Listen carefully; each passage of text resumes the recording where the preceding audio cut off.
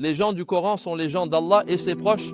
Le développement personnel est un sujet vaste et magnifique pour vous faire passer du stade d'influencé à celui d'influenceur pour les autres. Et lorsqu'on se présente au lieu de sacralisation, le mikat, quel que soit ce lieu, que l'on vienne du Yémen ou que l'on vienne du nord, ou bien que l'on soit de l'est ou de l'ouest, que l'on voyage en voiture, en avion ou même à bord d'un bateau, alors Allah, le puissant et le majestueux, et le prophète, que la paix et le salut soient sur lui, a établi des points de repère pour les pèlerins. Lorsqu'ils y passent, cela marque le début de l'entrée dans les rites.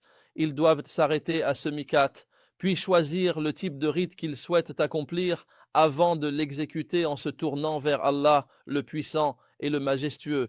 En s'arrêtant à ces points, il convient de suivre l'exemple du prophète, que la paix soit sur lui, soit faire ses grandes ablutions pour se purifier, soit faire ses petites ablutions, car il y a une certaine souplesse. Ensuite, l'homme retire tous ses vêtements. Quant à la femme, elle porte les vêtements qu'elle désire, tout en évitant les tenues provocantes ou qui attirent trop l'attention.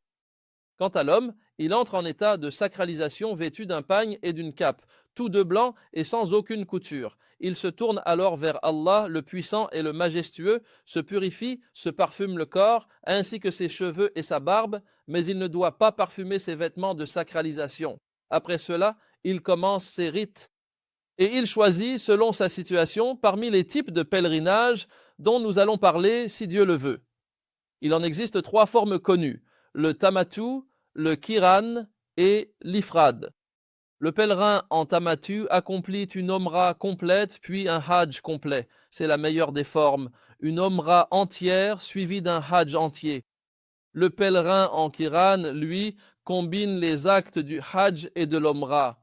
Ils sont effectués ensemble, d'où le nom de kiran. Il doit offrir un sacrifice, tout comme celui en tamatu. Enfin, celui en ifrad accomplit uniquement le hajj.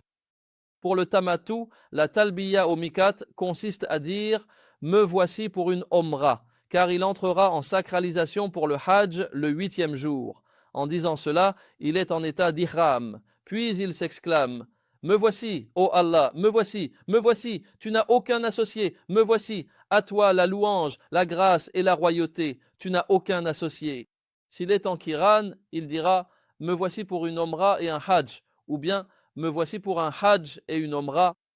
Quant au moufrid, il dit « Me voici pour un hajj », puis il poursuit son chemin avec la bénédiction de Dieu. Il n'est pas obligatoire d'accomplir une prière ou un acte surérogatoire, ce que certains appellent la prière de l'ihram. On entre en sacralisation par l'intention profonde et non par le simple fait de revêtir ce pagne et cette cape. C'est un vêtement, mais l'entrée dans le rite est l'intention. Il choisit le rite désiré selon sa situation. Allah, exalté soit-il, a fait de la diversité de ses rites un bienfait et une bénédiction pour ses serviteurs. Puis il part vers la Mecque et entonne la talbiya.